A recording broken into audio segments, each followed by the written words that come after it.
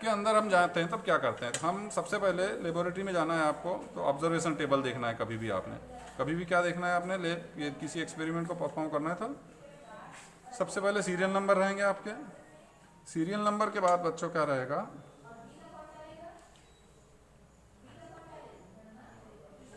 आप क्या करेंगे, रेजिस्टेंस बॉक्स से कोई नॉन वैल्यू निकालेंगे रेजिस्टेंस की। ऑब्जर्वेशन टेबल बनाते हैं बच्चे, बंद नहीं करते, चारों तरफ से बंद करना है।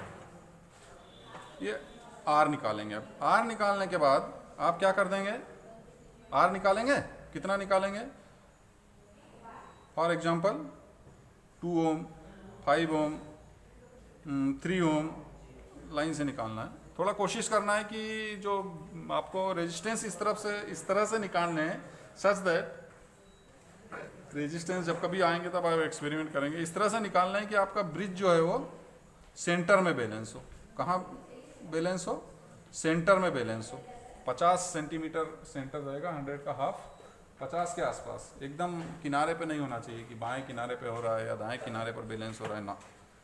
देन इस रेजिस्टेंस के लिए आपकी बैलेंसिंग लेंथ निकल आएगी, एल की वैल्यू एकदम आसान है। आप कैलकुलेट करके 100 माइनस एल लिखेंगे। यहाँ आप लिख देंगे S is equal to these are multiplied by 100 minus L upon L. Fine, बस इतना सही करना है। लेकिन आप ध्यान रखिए कि आपका जो एल के ऊपर वाला एडजॉइनिंग साइड्स है ना, एडजॉइनिंग साइड्स का ध्यान रखना है। हमको रखना है कि यहाँ नोन था, यहाँ हमारा आर था और यहाँ हमारा एल था, यहाँ एस था, यहाँ 100 माइनस एल था। ऐसा सेटअप था। इसे आप चेंज कर देंगे तो फार्मूला बदल जाएगा, ठीक है।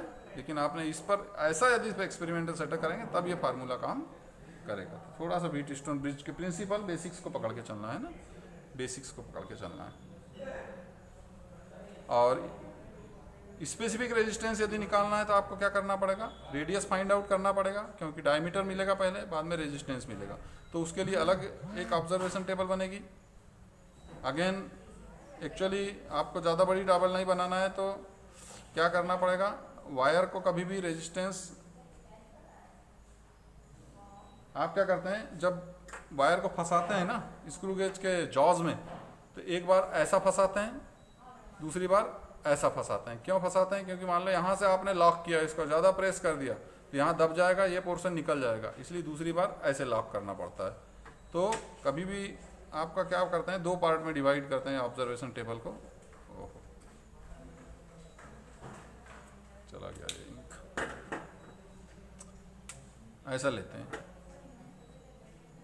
एक साइड ऐसे, दूसरा परपेंडिकुलर लगाया तब, और बाकी चीज़ें वही रहेगी। मेन स्केल रीडिंग रहेगी। यहाँ देखिए screw gauge with the help of screw gauge का लिस्ट काउंट कितना होता है पता है किसी को, जल्दी बोलिए। 0.001 सेंटीमीटर, दशमलव के आगे 3 अंकों तक। वर्नियर में दशमलव के आगे 2 अंकों तक। सामान्य आपका जो स्केल होता है ज्योमेट्री बॉक्स में, उसका लिस्ट काउंट कितना होता है, दशमलव के आगे 1 अंक तक सेंटीमीटर में। ये minimum measurement which can be measured by any instrument is known as least count. इसके बाद आ जाइए main scale reading. Main scale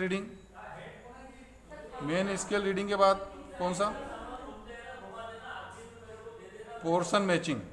इसके बाद क्या आ जाएगा आपका, portion matching, that is N here, N multiplied by 0.001 in centimetre, this is also in centimetre. वो जो लीनियर स्केल ऐसा बना रहता है उसकी मेजरमेंट होती है, वो mm में होते हैं, आपको cm में कन्वर्ट करके लिखना है 10 से भाग देके।